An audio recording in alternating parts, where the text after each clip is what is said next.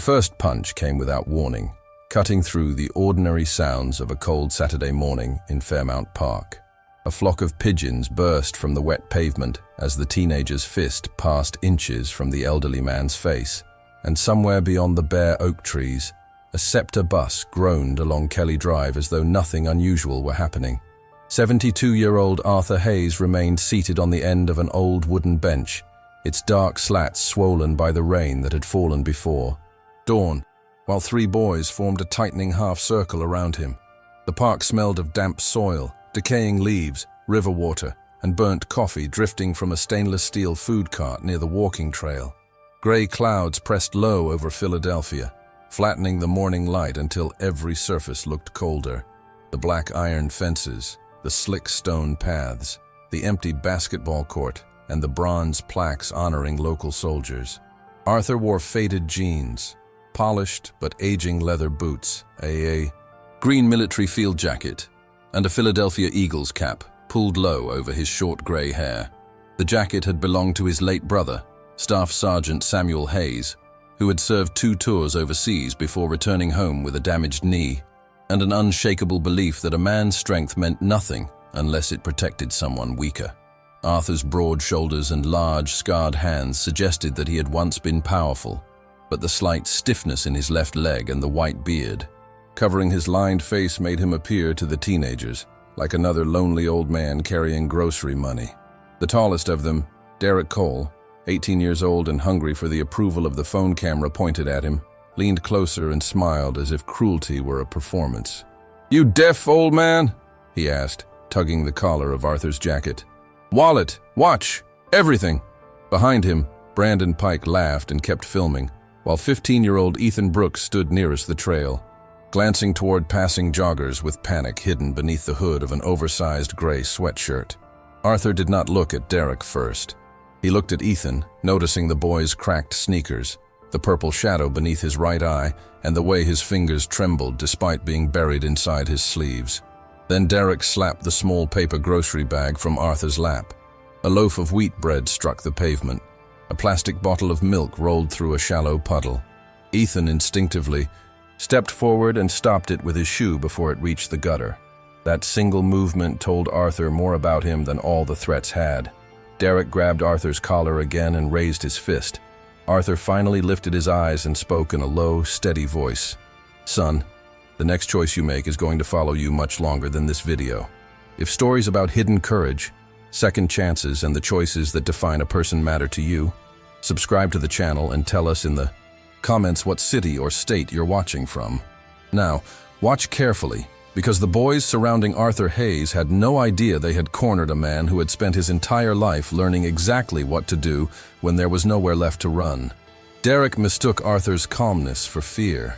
He looked toward Brandon's phone, making sure the camera captured his face, then tightened his grip and tried to pull the old man to his feet.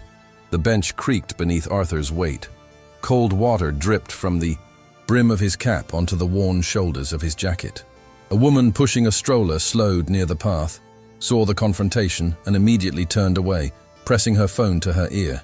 2 runners in bright Under Armour jackets hesitated, but continued toward the bridge, each of them looking back without stopping. Their reluctance was not indifference as much as uncertainty. Brandon's free hand rested near the pocket of his black puffer coat, and no one could tell whether he carried a weapon. Arthur understood their fear. He had seen fear take 1,000 forms, in locker rooms before championship fights, in hospital hallways, in the eyes of young soldiers his brother once brought home for Thanksgiving dinner, and in the face of his own son on the night their family finally broke apart. Derek jerked harder. Arthur rose, but not because the boy forced him. He stood slowly, placing his right boot flat against the wet ground, then bringing the injured left leg beneath him with care. At 6 feet 1 inch, he was taller than Derek expected. Even under the loose field jacket, his chest remained thick, and his posture changed as soon as he reached his feet. The stooped loneliness disappeared. His shoulders aligned, his chin lowered slightly, his hands stayed open beside his body, relaxed, but positioned where they could move. Derek noticed the change, but had already committed himself to the performance. "That's better," he said, though his voice had lost some confidence. "Now empty." Your pockets. Arthur glanced at the phone. Turn that off. Brandon stepped closer. Or what, Grandpa? Arthur's eyes moved from Brandon's shoulders to his hips, reading the imbalance in his stance. The boy had his weight too far forward, and his feet almost crossed. He was trying to look dangerous without understanding how exposed he had made himself. Arthur then returned his attention to Ethan. You don't want to be here, he said. Ethan's jaw tightened. You don't know me. I know you. Stop my milk from rolling into the street. Derek shoved Arthur in the chest. The old man moved back half a step, absorbing the pressure without resistance. Quit talking to him, Derek snapped. He does what I tell him. Ethan stared at the pavement, and Arthur saw shame spread across the boy's face. That true? Arthur asked. You let him decide what kind of man you become? The question struck Ethan harder than an accusation would have. Derek saw the hesitation and turned on him. Don't. Listen to this dude. Check his pockets. Ethan did not move. Somewhere near the river, a bicycle bell rang. A child laughed in the distance. Water tapped steadily from the branches onto the bench, the abandoned bread, and Arthur's old canvas bag. The normal sounds made the threat feel more disturbing because the rest of the city had not stopped to witness it. Arthur reached down slowly, but Derek interpreted the motion as an attempt to retrieve the bag. He swung again, this time with real force, and enough anger to injure an elderly man. Arthur shifted his head less than 3 inches. The fist passed his cheek. Before Derek understood that he had missed, Arthur's left hand guided the boy's elbow, while his right palm controlled the shoulder. He rotated instead of striking. Derek's own momentum carried him downward, and within a second he was bent over the wet bench, one arm immobilized behind him, his face inches from the wood. Arthur had not punched him. He had not twisted hard enough to damage the joint. He had simply removed every option Derek thought he possessed. Brandon's laughter vanished. His phone tilted toward the ground, but the camera continued recording as he reached into his coat and produced a folding knife with a 3-inch blade. The metallic click made Ethan step backward. The woman with the stroller shouted into her phone. One of the runners stopped at last and called 911, describing the scene with a trembling voice. Arthur released Derek immediately and moved away from the bench, refusing to use the teenager as a shield. His expression remained controlled, yet something changed in his eyes. Not rage, not excitement, but a hard concentration sharpened by decades of experience. Put it down, he told Brandon. Nobody here needs to bleed. Brandon's hand shook so badly that the blade flashed erratically beneath the gray daylight. Stay back, he shouted. I'll cut you, man. I swear. Arthur did not advance. He angled his body so his injured knee was farther from the knife and raised the canvas grocery bag between them. Derek stumbled upright, clutching his shoulder and staring at the old man with disbelief. The humiliation of being controlled so easily pushed him toward another reckless choice. Get him! He yelled. Brandon lunged. Arthur stepped outside the line of the blade and used the thick canvas bag to trap Brandon's wrist against his own chest. With a short downward movement, he disrupted the boy's balance and guided the hand toward the pavement. The knife struck the stone and skidded beneath the bench. Arthur pushed Brandon away rather than pursuing him. Derek rushed from the side, but Arthur turned, placed a forearm across the young man's chest, and stopped him without throwing a punch. For one suspended second, all 3 teenagers froze. Arthur stood between them and the knife, breathing steadily, the rain-darkened canvas bag hanging from one hand. He looked less like a victim now and more like a man who understood the exact distance between danger and control. An older maintenance worker approaching in a city utility cart slammed on the brakes. His eyes widened as he recognized the stance, the scar over Arthur's left eyebrow and the measured way he kept the boys in view. Lord have mercy, the worker whispered. That's Iron Hayes. Brandon heard him. Who? The man climbed from the cart, keeping a safe distance. Arthur Iron Hayes, 2-time world champion, 46 wins. Derek's face drained of color. The name meant little to Ethan, who had been born decades after Arthur's final professional fight, but Brandon had an uncle who still watched old boxing matches on ESPN Classic. He stared at Arthur as memory connected the old photographs to the man standing in front of him. Arthur Hayes had once fought 15 rounds with a fractured rib in Atlantic City.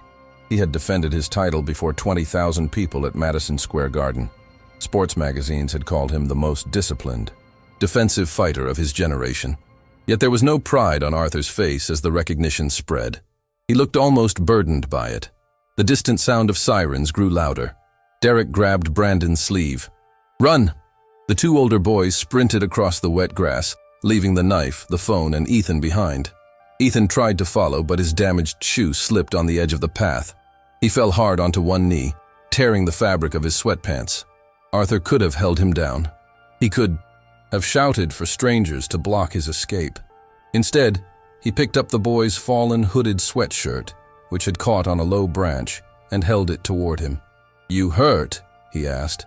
Ethan stared up from the pavement as though the question made no sense.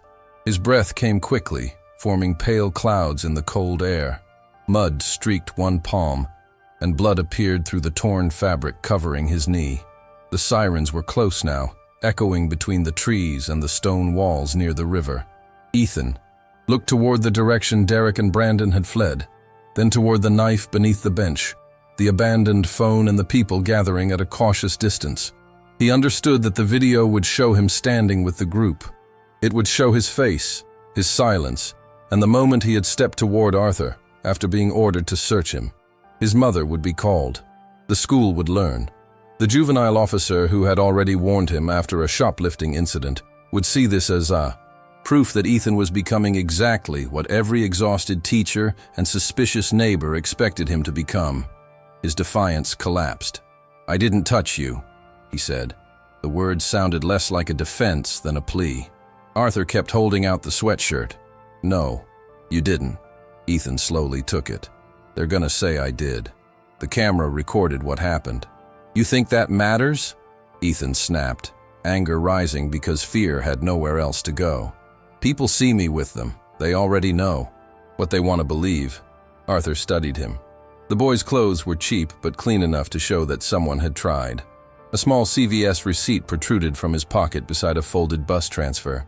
His knuckles were unmarked, unlike Derek's, and there was no excitement in his eyes after the confrontation, only dread. Arthur bent carefully, retrieved the bottle of milk, and wiped it against the sleeve of his jacket. "Why were you with them?" Ethan looked away. "Doesn't matter. It matters to you. You don't know anything about me." Arthur placed the milk back inside the torn paper bag. "Then tell me." Ethan gave a bitter laugh. "Why? So you can feel sorry for me before the cops put me in cuffs?" Two Philadelphia police vehicles turned onto the service road, blue and red lights scattering across the wet trunks of the trees. Officers stepped out with their hands near their belts, ordering everyone to remain where they were. Ethan flinched and raised his hands before being told, "Opte." Reaction so practiced that Arthur felt something tighten inside his chest. One officer recognized Arthur and addressed him with startled respect, but Arthur barely acknowledged it. He watched Ethan's face. The teenager's lower lip trembled once before he pressed it still. "My mom's gonna lose it," Ethan whispered. "She works all night. She thinks I'm at the library." Arthur heard the exhaustion behind the confession. He remembered his own son at 16, waiting beside an empty dinner plate, while Arthur attended a sponsor's banquet after promising he would be home. He remembered buying Marcus an expensive baseball glove the following morning, believing money could erase absence. It had taken Arthur decades to understand that children rarely needed impressive gestures when what they had asked for was presence. An officer moved toward Ethan with handcuffs. Arthur lifted one scarred hand. "He stays where I can see him," he said. The officer paused. "Mr. Hayes, he was part of an attempted robbery. I know what he was part of." Arthur looked directly at Ethan. "I also know he tried to stop it from becoming worse." Ethan's eyes filled, though he refused to let the tears fall. "Why are you helping me?" Arthur's answer came slowly, shaped by regret deeper than the boy could yet understand. "I'm not helping you escape the consequences. I'm making sure the consequences don't become the only thing anyone ever gives you." Then Arthur turned toward the police, the gathering, witnesses, and the phone still recording beside the bench, unaware that his decision in that cold Philadelphia park would reopen the most painful chapter of his own life and give both an aging champion and a frightened boy one final chance to become the men their families had needed all along. The police station smelled of wet coats, burnt coffee, and industrial cleaner. Ethan sat beneath harsh fluorescent lights with gauze around his scraped knee, while Detective Marisol Vega replayed the video from Brandon's phone. The recording showed him helping corner Arthur, but it also captured his warning, his refusal to strike, and the moment he stayed behind. When Vega asked whether Arthur wanted charges pursued, the old champion answered calmly, "Tell the truth. Don't erase what he did, and don't erase what he stopped." Rachel Brooks arrived, still wearing blue CVS scrubs under a black winter coat. Her hands were red from sanitizer, and exhaustion deepened the shadows beneath her eyes. She stopped in front of Ethan, raised one trembling hand, then let it fall. "Tell me you didn't try to rob an old man." Ethan could not answer. Rachel turned away, fighting tears. "I work 2 jobs, so you can have a chance. Why would you throw it away?" Arthur saw fear beneath her anger. The fear of a mother who believed one mistake could swallow her son's future. Arthur knew that fear because he had spent years losing his own family, one absence at a time. During his boxing career, he had convinced himself that prize money, private schools, and a large house made him a good father. His wife, Eleanor, warned him that their son, Marcus, needed presents more than gifts. Arthur still missed baseball games, school ceremonies, and family dinners whenever promoters, sponsors, or television networks called. Each time, he returned with something expensive and acted surprised when the resentment remained. The final break came after Eleanor's death. Marcus accused Arthur of trying to solve grief the same way he solved business problems, by hiring experts and writing checks instead of sitting beside people in pain. "You always show up when people are watching," Marcus told him before moving his family to Seattle.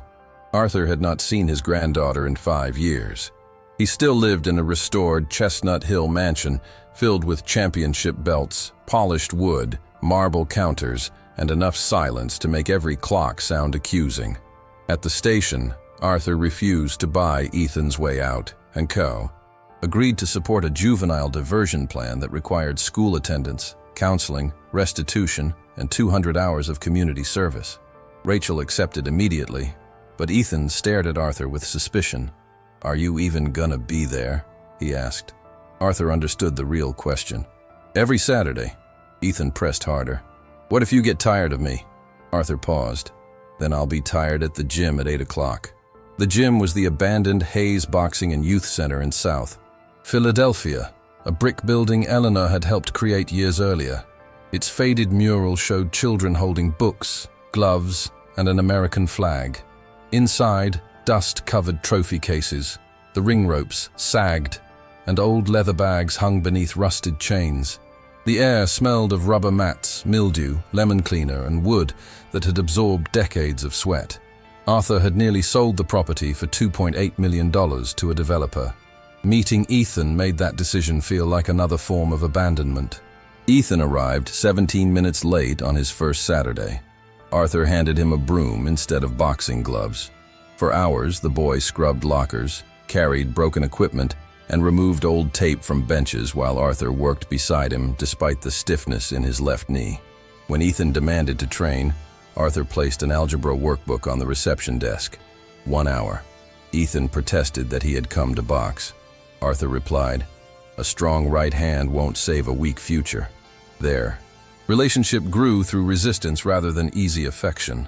Arthur taught Ethan how to wrap his hands, balance his feet, and breathe before throwing a punch. Ethan had quick reflexes, but anger made him reckless. Whenever he lunged, Arthur moved aside and let momentum expose him. "You think power means hitting first," Arthur said. "Real power is deciding when not to hit." Ethan hated the lesson until he realized Arthur never humiliated him for failing. Dr. Maya Bennett handled Ethan's counseling at the center. He claimed he did not care about his absent father, did not fear Derek, and did not feel guilty about the park. She listened, then said, "You're allowed to lie here. You're just not allowed to call the lie progress." Slowly, Ethan admitted that Derek had protected him from school bullies months earlier. Protection became loyalty. Loyalty became fear, and fear placed him beside Arthur's bench. He had followed stronger boys because he did not know how to stand alone. Outside the gym, consequences kept growing. Parents demanded Ethan's expulsion. Students called him a criminal, and anonymous messages warned him not to cooperate with police. Someone spray-painted "rat" on his apartment building. Another person threw a brick through the center's side window with a note ordering him to drop the case. Ethan hid the threats until Arthur discovered them. "I can handle it," the boy insisted. Arthur answered, "Handling danger alone isn't courage. Sometimes it's just pride making a bad decision." Rachel's situation also worsened when the hospital contractor eliminated her night position, leaving the family short nearly $450 each month. She considered sending Ethan to live with an aunt in rural Pennsylvania. He overheard the conversation and believed she was getting rid of him. After a bitter argument, he disappeared. Arthur found him after midnight asleep inside the gym's locker room, using a folded sweatshirt as a pillow. Ethan admitted he was afraid of Derek, court, school, and becoming another burden his mother could not afford. Arthur sat beside him on the cold tile floor and finally spoke honestly about Marcus. "I gave my son everything except the one thing he kept asking for. Me." Ethan looked at him through swollen eyes. "Why do you keep coming back for me?" Arthur's voice lowered. "Because I spent half my life winning fights and the other half avoiding the people I hurt. I'm done walking away." Ethan did not call him coach that night. He simply leaned against the old man's shoulder, and Arthur remained there until morning, understanding that neither money nor fame had ever demanded as much courage as staying. 2 weeks later, the city scheduled a public hearing to decide whether the Hayes Boxing and Youth Center would remain a community facility or be sold for private development. Arthur committed $1.2 million of his own money to the renovation, but the agreement required testimony proving that the center served a real public need. The hearing room at Philadelphia City Hall was packed with reporters, neighborhood families, former fighters, veterans, and business executives who had once advised Arthur to sell. Sunlight passed through tall windows and fell across oak benches polished smooth by decades of use.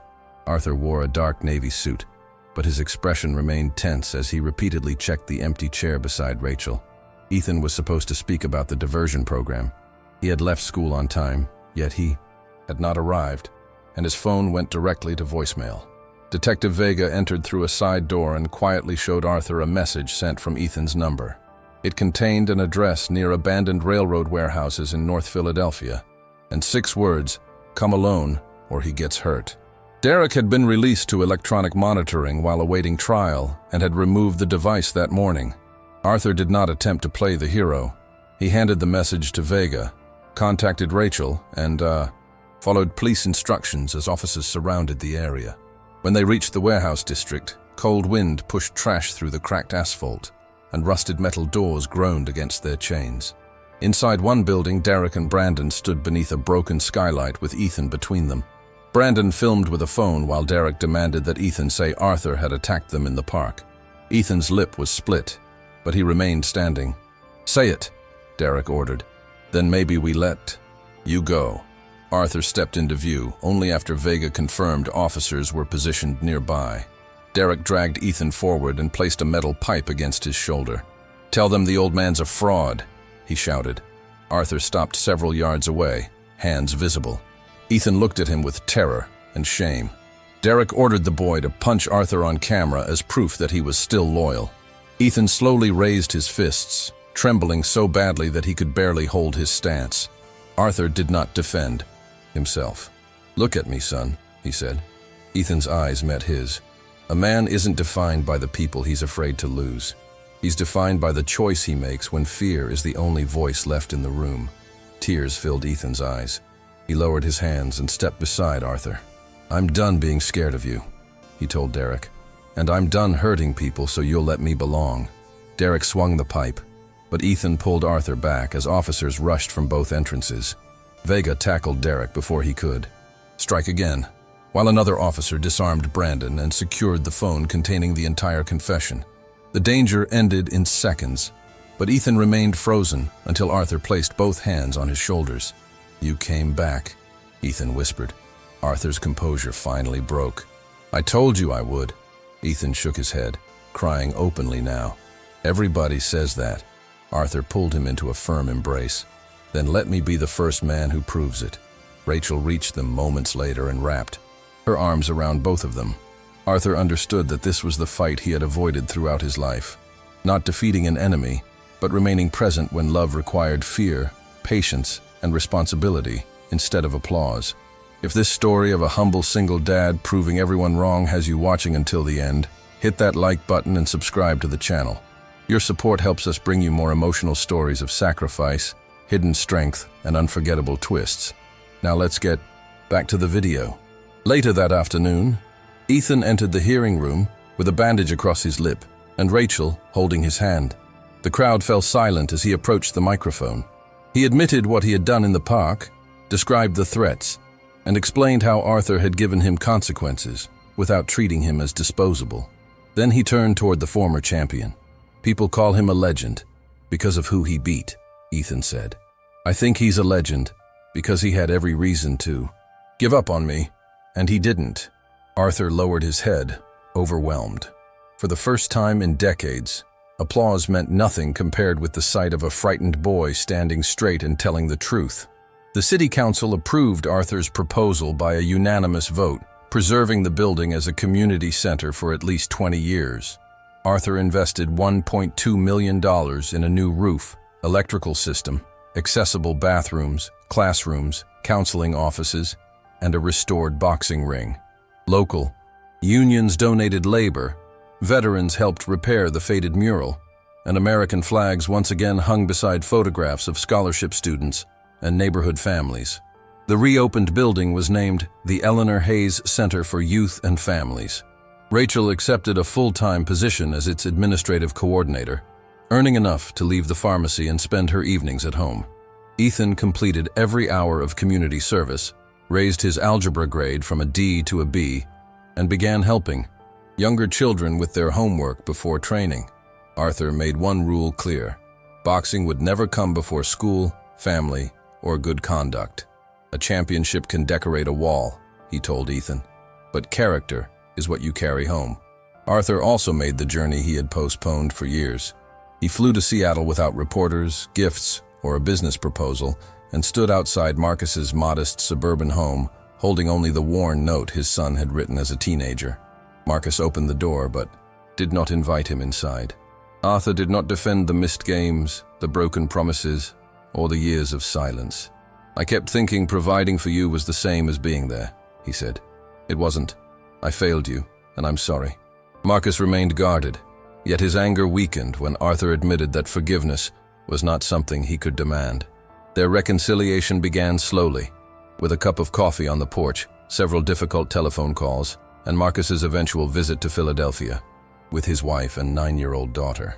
At the center, Arthur introduced his granddaughter to Ethan and watched them laugh beside the restored ring. The sight did not erase the lost years, but it proved that regret did not have to become a permanent sentence. Ethan never became Arthur's replacement son, and Arthur never attempted to replace the father who had abandoned him. Instead, he became the mentor who kept his word and helped Rachel strengthen the family she had fought so hard to preserve. 3 years later, Ethan won a Pennsylvania amateur boxing championship, but his proudest moment came before the final bout. His opponent slipped while entering the ring and injured his ankle.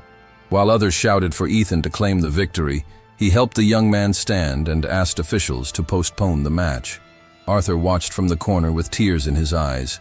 The boy who once believed strength meant being feared had learned that dignity mattered more than applause. When Ethan eventually won the rescheduled contest, he handed Arthur the medal. Arthur closed Ethan's fingers around it. "Keep it," he said. "The real victory happened when you refused to win the wrong way." 5 years after the confrontation in Fairmount Park, Ethan graduated from high school and earned a scholarship to study social work at Temple University. The Eleanor Hayes Center was serving more than 600 young people each year, including another frightened teenager assigned there through juvenile diversion. Ethan greeted the boy with a broom, an algebra workbook, and the same firm patience Arthur had once offered him. Above the entrance, a sign carried the lesson that had transformed both their lives. Real strength is what you control, not what you destroy. Arthur had spent decades believing his legacy would be measured by 46 victories, 2 championship belts, and millions of dollars. In the end, his greatest achievement was staying when a young man expected everyone to leave. Have you ever helped someone at their lowest moment and discovered that your kindness changed their life forever? Drop a little heart in the comments if you believe love, kindness, and quiet strength are worth more than money, status, or any fortune. Subscribe for more emotional stories about second chances, hidden truth, and the moment a humble heart changes everything. Comment, love has no price tag, if you believe real kindness can change someone's life when they need it most.